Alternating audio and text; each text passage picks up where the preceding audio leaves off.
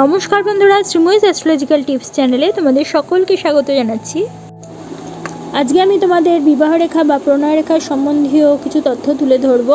এর আগেও আমি অনেকগুলো ভিডিও করেছি, আজকে লাস্ট ভিডিও করছি এই সংক্রান্ত।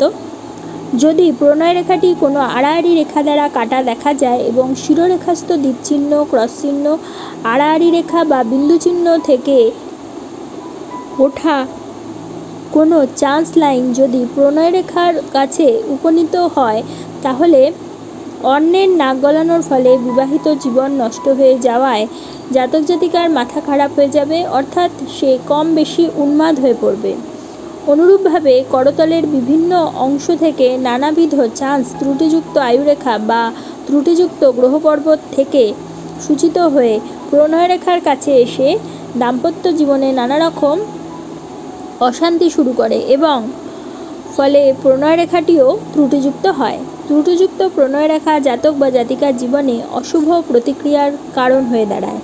আমরা প্রণয়রেখা বিচারের সময় শুক্র পর্বতটি যেন বিশেষভাবে পর্যবেক্ষণ করি, সেটা মাথায় রাখতে হবে। কারণ প্রণয়রেখা এবং শুক্র পর্বত বাইরে থেকে জাতক জাতিকার জীবনে কারো ঘনিষ্ঠ হয়ে জড়িয়ে পড়ার ইঙ্গিত বিশেষভাবে বহন করে।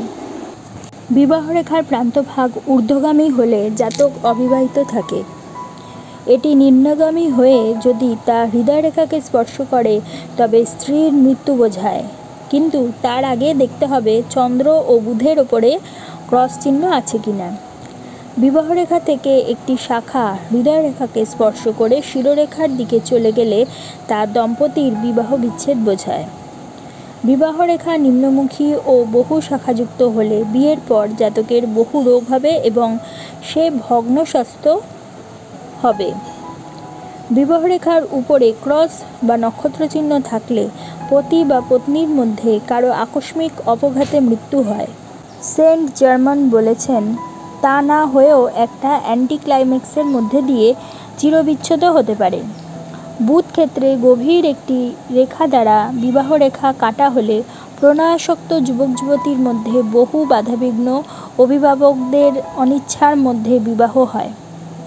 চন্দ্রক্ষেত্রে শিরোরেখার নিচে এক বা একাধিক রেখা থাকলে তাকে বিবাহ সহায়ক বলা হয়ে থাকে, অর্থাৎ বিবাহ সহায়ক রেখা বলে, কিন্তু ওই রেখাতে জপ চিহ্ন থাকলে বিয়েতে বাধার সৃষ্টি হতে পারে।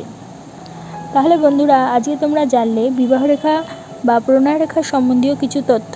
যদি তোমাদের আমার এই ভিডিওটা ভালো লাগে তাহলে অবশ্যই এটা লাইক করে দিও, তোমাদের পরিচিতদের মধ্যে শেয়ার করে তাদের জানার সুযোগ করে দিও, এবং যারা এখনও পর্যন্ত আমার চ্যানেলটা সাবস্ক্রাইব করোনি অবশ্যই সাবস্ক্রাইব করে দিও এবং পাশে থাকা বেল আইকনটি প্রেস করতে কিন্তু একেবারেই ভুলো না।